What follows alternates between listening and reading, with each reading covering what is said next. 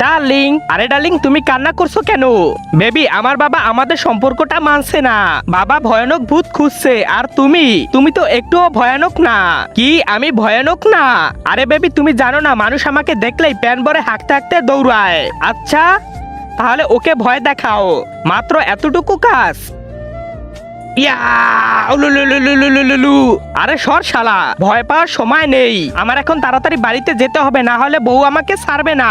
হ্যাঁ আমার থেকে বউকে ভয় পায় দেখছো ডার্লিং? হুম হ্যাঁ ওকে ভয় দেখাবো। হা হা। তুই কে রে?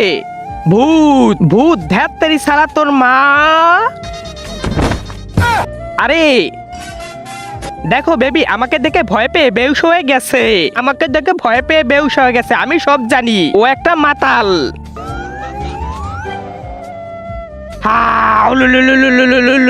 মনে হয় নিশ্চয়ই কোনো ফটকা ইউটিউবার আমার সাথে প্র্যাঙ্ক করিস। সর শালা ছাপরি, শালা আমার সাথে প্র্যাঙ্ক করিস।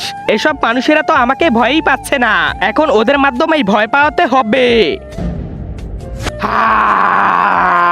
আরে ভূত ভূত কেউ আমাকে বাঁচাও, ভয় পেয়েছে ভয় পেয়েছে। আরে বেবি তুমি তো ওকে ভয় পাইয়ে দিলে, কিন্তু কিভাবে? তার আগে তুমি যদি ইন্ডিয়ান হও তাহলে লাইক করো, আর যদি বাংলাদেশি হও তাহলে লাইক সাবস্ক্রাইব দুইটাই করো, আর কমেন্টে তুমি যে দেশে সে দেশের পতাকাটা দিয়ে যাও। এভাবে আন্টি বান্টি শান্তি যে আমাকে ভয় না পাবে তার মাকে। আমি তো ভয় পেয়েছি, আমি তো ভয় পেয়েছি, আমি তো ভয় পেয়েছি। আরে বেবি দাঁড়াও, আমি তোমাকে ভয় দেখাই নাই।